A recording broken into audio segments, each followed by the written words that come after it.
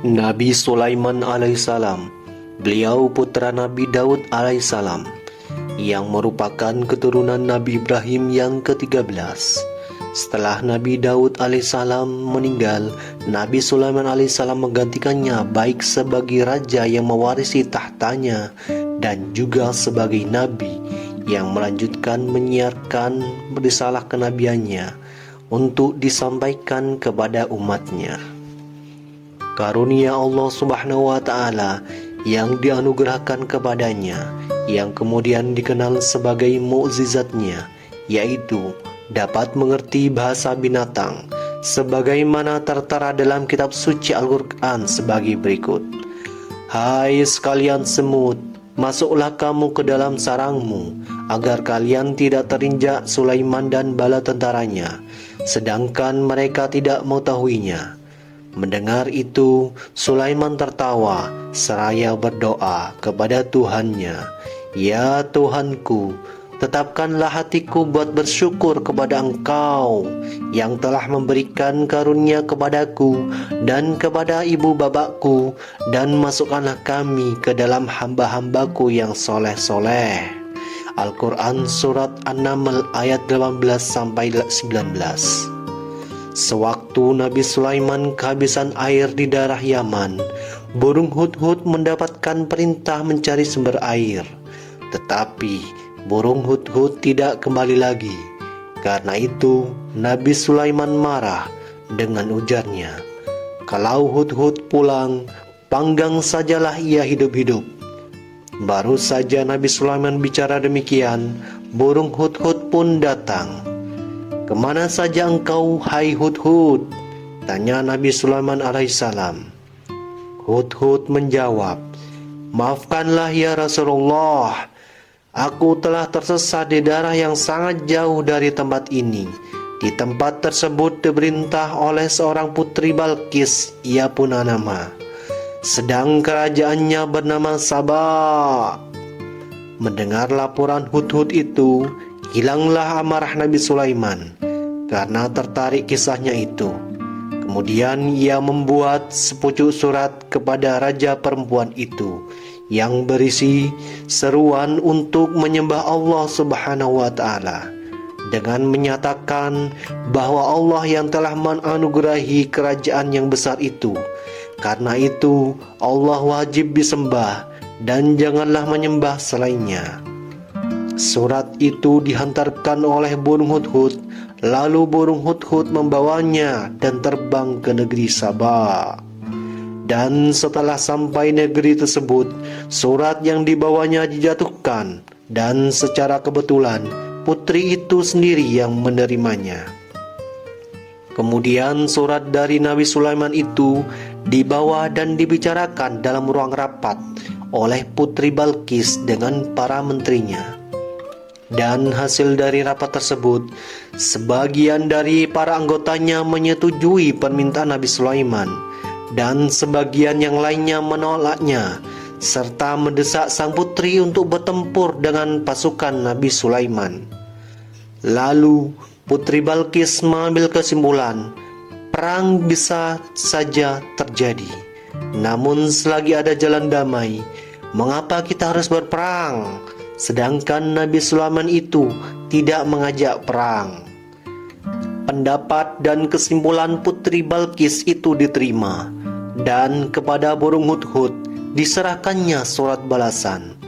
Dalam surat itu diterangkan bahwa putri Balqis akan mengirimkan utusan untuk menghadap Nabi Sulaiman alaihissalam. Setelah surat dibaca Nabi Sulaiman, segera diperintahkannya segala jin untuk membuat dan mempersiapkan istana yang indah. Halaman dipenuhi segala permata yang berkilau-kilau dari segala warna. Kemudian datanglah utusan Ratu Balqis. Alangkah herannya mereka, tidak diduga sedikit pun semula bahwa Nabi Sulaiman sekaya itu. Utusan Ratu Balqis menghadap Nabi Sulaiman seraya menyerahkan hadiah dari Ratu Balqis kepadanya. Nabi Sulaiman berkata kepadanya, "Maaf tuan-tuan, Aku tidak memerlukan hadiah. Hadiah dan karunia Allah telah cukup bagiku. Kembalilah tuan-tuan, bawalah kembali hadiah ini. Dan katakan kepada Ratu Balqis bahwa aku memerlukan Ratu Balqis dan rakyatnya menghentikan menyembah matahari. Sembahlah Allah yang Maha Esa. Kalau perintahku tidak dilaksanakan, aku akan datang menghancurkannya, Ratu Balqis dengan seluruh kerajaannya. Kemudian utusan Ratu Balqis kembali ke negeri Sabah.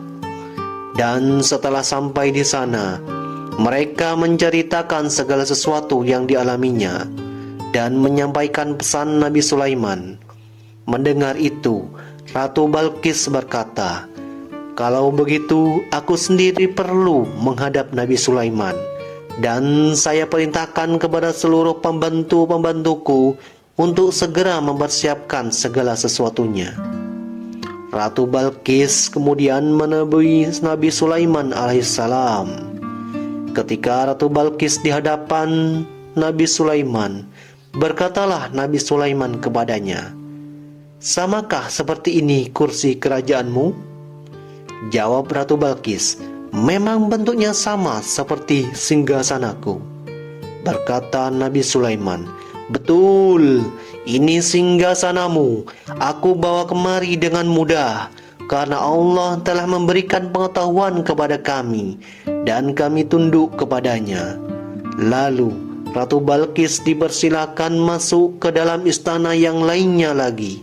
Istana tersebut terbuat dari kaca yang putih bersih, dan di bawah istananya ada kolam air yang airnya mengalir.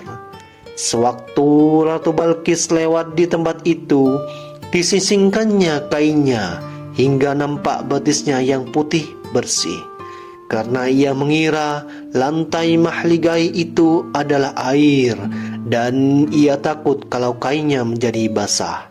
Maka Nabi Sulaiman berkata kepadanya, "Ini bukan air, tetapi mahligai ini terbuat dari kaca yang berkilau." Berkata Ratu Balqis, "Oh tuanku, telah aniaya aku akan diriku, dan sekarang berimanlah aku kepada Tuhan sesembahanmu, serta aku yakin bahwa engkau adalah utusannya." Kemudian Nabi Sulaiman tentang wafatnya diceritakan dalam Al-Quran sebagai berikut. Ketika sampai ajalnya Nabi Sulaiman alaihissalam, tiadalah yang menunjukkan atas kematiannya selain daripada binatang anai-anai yang makan tongkatnya. Tatkala ia tertelungkup atau roboh, barulah terang bagi jin itu bahwa kalau mereka mengetahui barang yang gaib, niscaya tidaklah mereka tinggal dalam siksa kehinaan yang selama ini. Al-Quran Surat Saba ayat 14. Demikianlah kematian Nabi Sulaiman, yang menurut riwayat beliau ini meninggal sedang mengawasi jin-jin yang selalu bekerja keras. Dan menurut riwayat yang lain, beliau sedang mengawasi mereka yang membangun masjid Al-Aqsa, yaitu Baitul Maqdis. Dan setelah masjid itu selesai, beliau terjatuh dari kursinya dan menyebabkan kewafatannya.